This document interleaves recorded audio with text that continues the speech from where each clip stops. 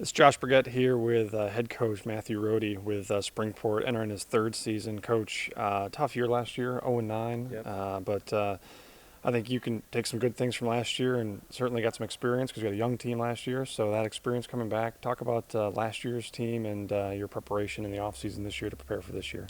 So obviously, last year going 0-9, very, very frustrating. But we ended the year with only two seniors left on the team, whether it was injury or kids just quitting the team.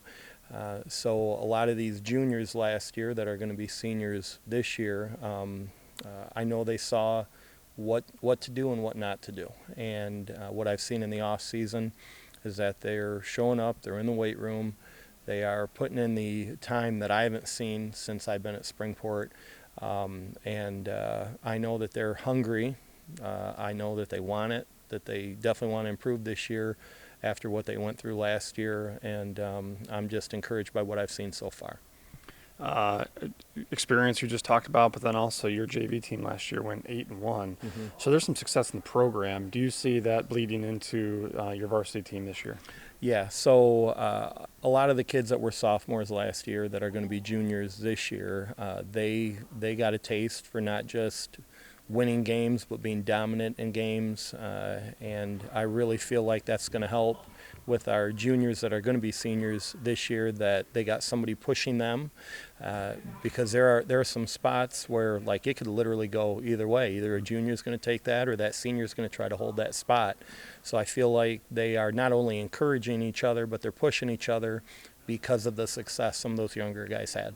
Let's talk about your offense. Got a lot of guys coming back Mm-hmm. on your team last year. What are your expectations up from the offensive side this year? So we've always been known at Springport for being able to score, and our problem was last year that like we had kids that could run and catch and do all those things, but we were constantly dealing with injuries to linemen or, like I said, kids quitting. So we're constantly trying to fill gaps with kids that were not able to really get the job done in the trenches, and that isn't their fault. You know, some of them were first-year players as a senior. We have linemen this year that I feel like are going to be able to give our quarterback time and give holes to our running backs that they're going to be able to run through. So I've never been concerned about us scoring points as long as we can give our quarterback enough time and our running back enough time to get to where they need to get to. So I'm encouraged by that.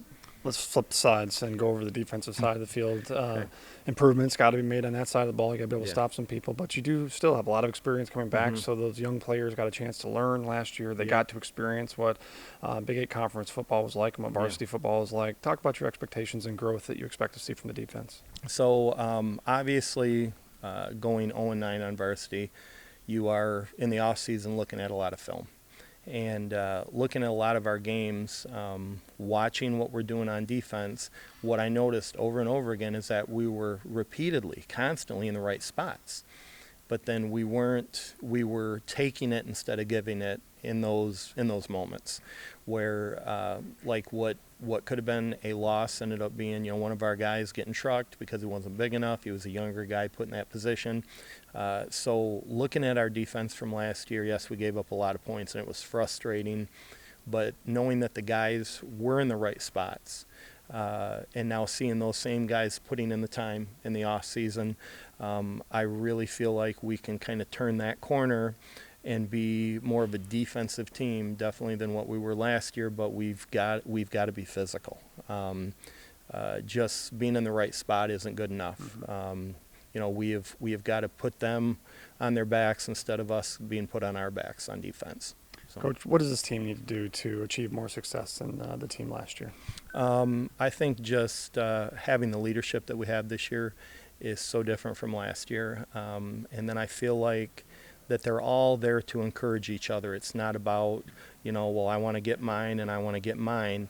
What I've really seen out of the kids, even at 7-on-7s, is just like the varsity kids cheering on the JV kids as they're out there for 7-on-7, and the JV kids, you know, learning and watching the varsity kids and encouraging them.